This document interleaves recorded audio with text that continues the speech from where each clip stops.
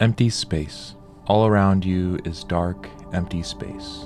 No light, no material. You may as well keep your eyes shut. It's complete wonder to think that even if there was nothing, no light, no planets, no gases, no things, nothing, God had to create the time and space for it to be contained. This container, time and space, is beautiful. Who are you, O man, to even try to imagine, let alone ponder, how this might be made? While the space around you is dark, you begin to imagine, how far does this space go? If the answer is infinite, you can't even begin to imagine how far that stretches. Just trying to imagine how much time light needs to travel to get anywhere and nowhere at the same time. God created this time and space, and it's beautiful. You spend enough time in this dark, empty space-time, you become acclimated. The beauty and the wonder has worn off, and now you're bored. You're that much older and have become jaded to the simple yet complex beauty that's space and time, an infrastructure your mighty yet personal God has created. In fact, it's too dark, you might fall asleep, but suddenly you hear a voice, "Let there be light." Kaleidoscopes of color and matter and gas fill the horizon. Your boredom is instantly relieved to bewilderment and then concern for your own safety. You see God's might and power on display. You're not bored because you're overwhelmed by fear. Even though you're safe, you begin to see how small you are and how big He is. Now this infinite space-time is filled to the brim with infinite potential of creation. God has created matter, and with it is a host of potential and beauty.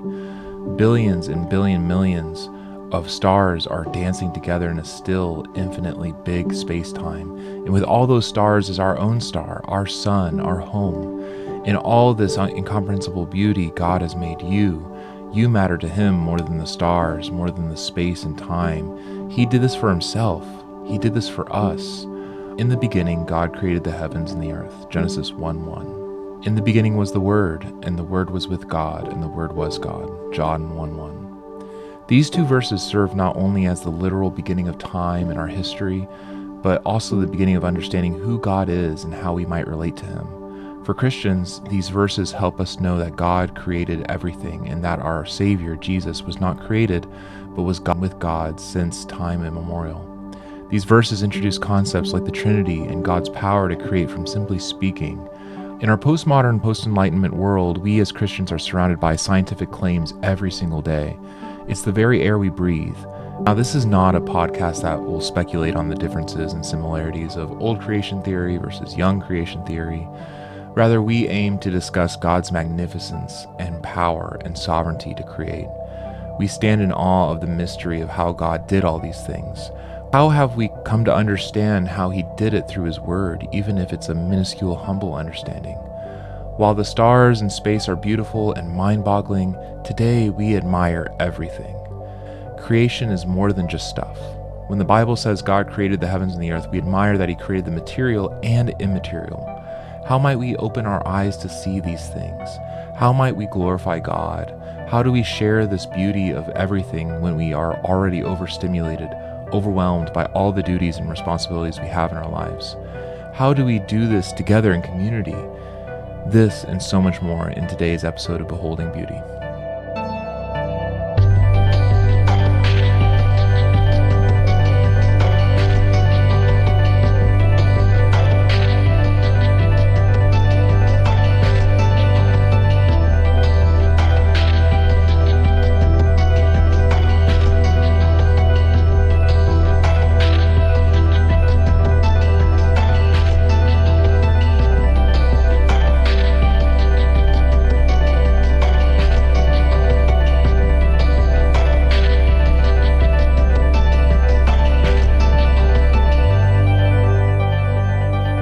This episode of Beholding Beauty podcast is brought to you by 633 Collective, a network of Christian artists and patrons who seek to bring beauty in every art form for the glory of God.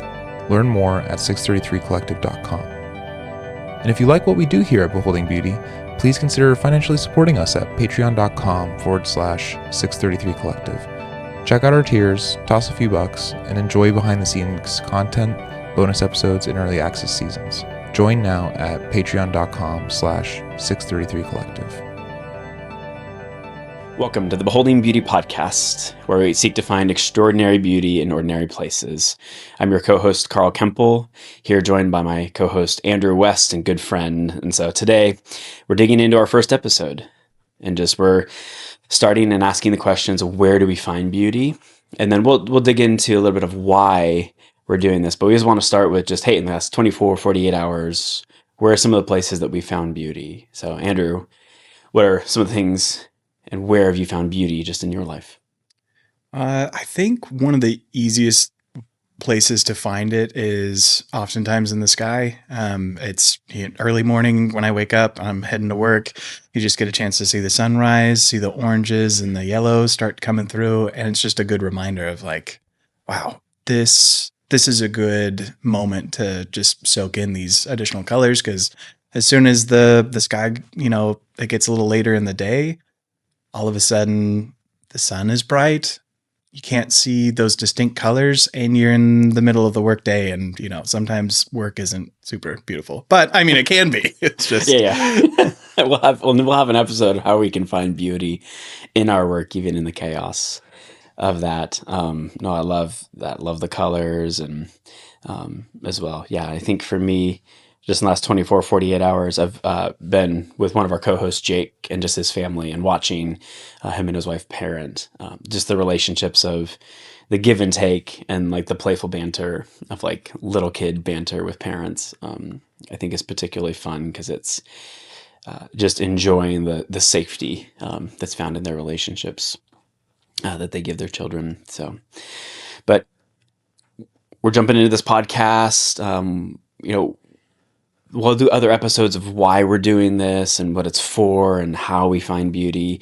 But in this first episode, we really want to lay the foundation for where do we find beauty. And we start with looking at this story of creation, that God is this storyteller and a creator as well. And so I'm curious, in some of your experience, Andrew, thinking about other podcasts you listen to, but in that story of creation, that God's the creator, where do you see some of that beauty in that rooting? right in terms of him being the creator and oftentimes described as the like author and storyteller. We get a chance to see just in Genesis right at the beginning. It's in the beginning, just setting the stage for what's about to unfold. And it really is a good indicator of there's something that's about to start that's going to change how we perceive what's around us. And part of that is in the telling of creation and the story of the 6 days that go through, of light being created, of the oceans being made and filled with fish and all sorts of animals. There's so much life that's being given, and a lot of times in life, there's so much beauty to be found. And so, right from the beginning, there's already this stage being set that we get a chance to experience beauty. Yeah, yeah, and I think in addition to that, in many ways, I'm in seminary, and in some ways, we've reduced theology down to just like a technical exercise.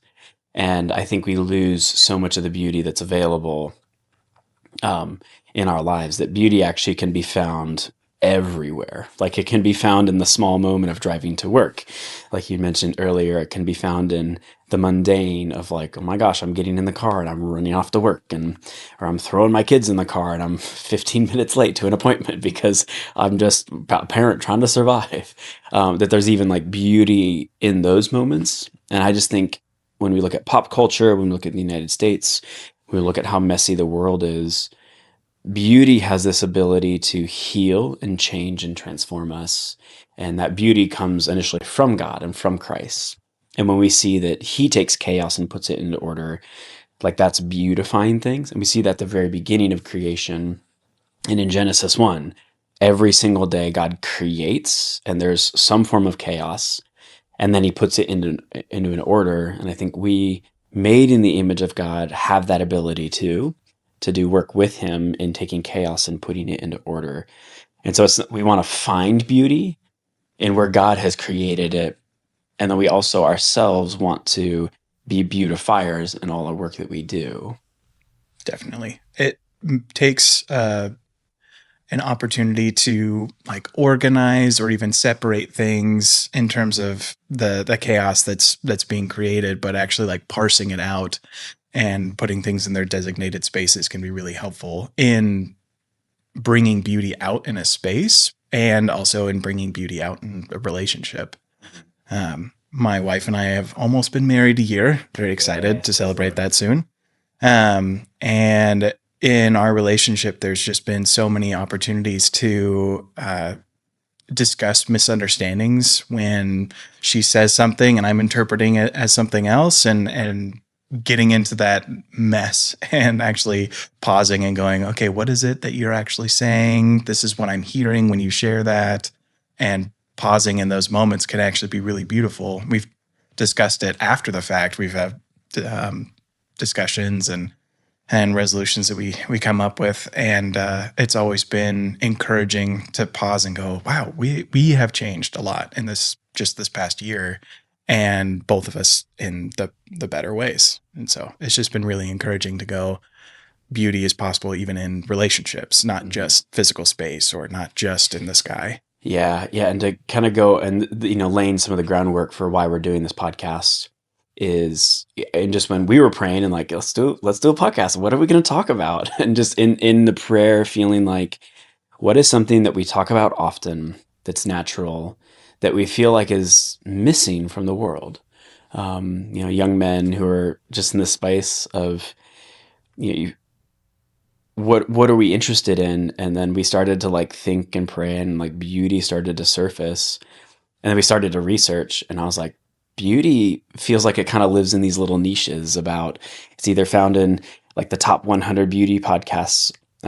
Most of them are for like beauty products even. And yet when we look at Instagram or social media, that beauty kind of has these little niches. But then in praying, it was like, wait, like when we started to really look at what is beauty, like on the philosophical side, I started to uncover, I'm like, very few people are talking about this as a subject. Like they'll be the beauty of something else, like the Beauty of Christ podcast. They talk about how Christ is beautiful and everything around it. But then beauty as subject isn't studied that much. It's not talked about that much.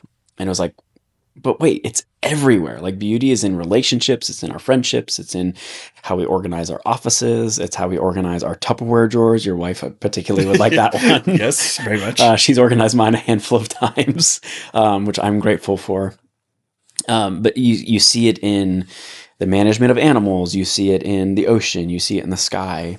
And so we're really wanting to expose people not to necessarily what we think is beautiful, but we want people to grow in their understanding and seeing beauty everywhere they go. Because when you encounter beauty, it changes you, it transforms you. There's something life-giving about it. And we want our conservative, reformed friends to step into that, and we want to enrich that in the Catholic lives. And if someone's listening who's not a Christian, they might encounter beauty and see that as a reflection to point back to who God is, that God is the ultimate creator of beauty as well. And so when you're encountering it, you're encountering some gift or grace that God has given you as well. And so I'm going to ask the question, like, for you then, what are some of your goals? Like when looking for beauty, what are you trying to achieve when you start to look for beauty? I think the biggest thing when looking for beauty, kind of like almost beauty hunting, as it were, like came across that term many years ago, and it stuck with me.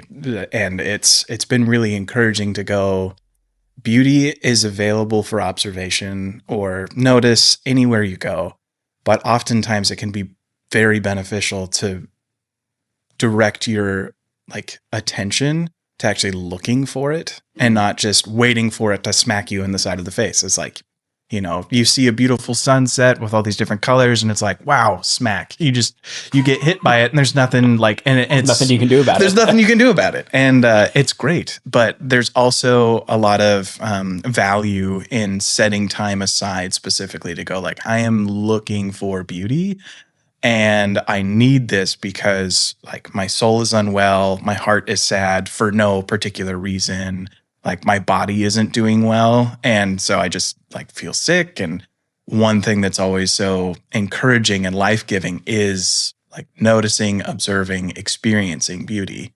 And so aside from like needing it for nourishment and health, there's also just the opportunity to, be changed by experiencing it. Like when experiencing the beauty of following after Christ and like trusting him and believing in him, there is a life change that happens, and there's also a nourishment that happens as well. So there's so many facets involved with pursuing beauty and hunting for it, and also just noticing it when it does smack you in the side of the face. So it's helpful to like set time and intentionality and purpose behind I'm looking for it because beauty will help me with whatever's going on at that time, in that circumstance, and in that season. Yeah, and in that beauty, I love that idea of it. It's nourishing. The transformation is so great. Like we talk about that a lot in our culture, but that reminder of it's nourishing, it's life giving. It it allows us to actually have increase of flourishing in our own lives just simply by encountering it. And most of the time, we forget to go looking for it. Like you said earlier, it just smacks you upside the head. And I'm like, that's a great image of just, in Texas, you driving in a sunset, you're like, wow, that's beautiful. And then you go back to the chaos of driving around the Dallas area, as opposed to like creating space to encounter it, whether it's through music or Shark Week, even. I know that's like sounds silly, but just like the beauty and depth of how complicated animals are, or sitting down and listening to a great symphony, or for some people it's like there's beauty at a Taylor Swift conference. Shout out to our Swifties here. But just to know that you can find it in everything, and particularly for, I think I want to be like particularly encouraging for young moms who are just like had this dream of what your beautiful life would look like, and then you're running around and the chaos of all the kids, and it's like no, there's an abundance of beauty there too, and we just want to help encourage our listeners to go find it as well.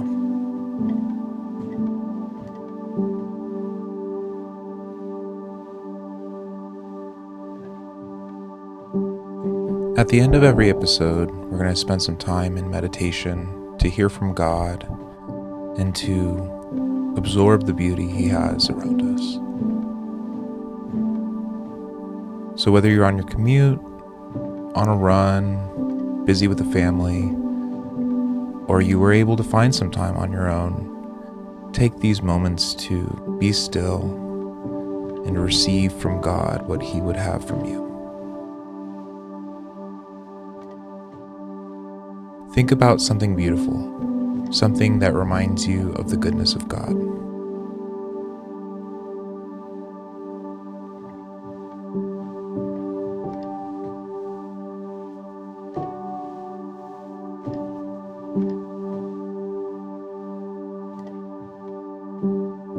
A place you love.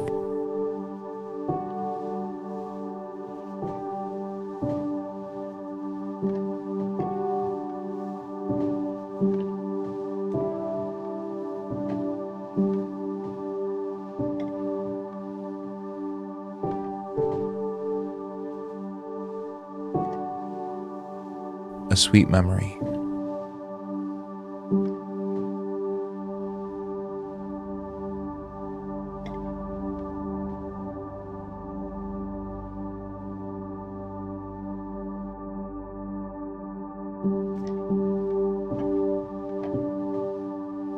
Something in nature.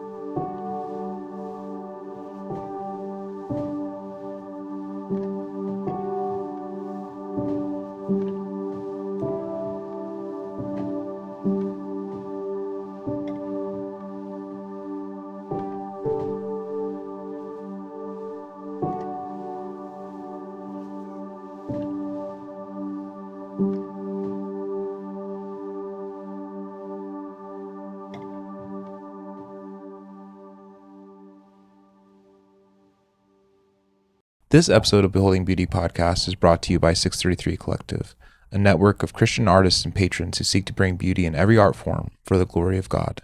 Learn more at 633collective.com. And if you like what we do here at Beholding Beauty, please consider financially supporting us at patreon.com/633collective. Check out our tiers, toss a few bucks, and enjoy behind the scenes content, bonus episodes, and early access seasons. Join now at patreon.com/633collective.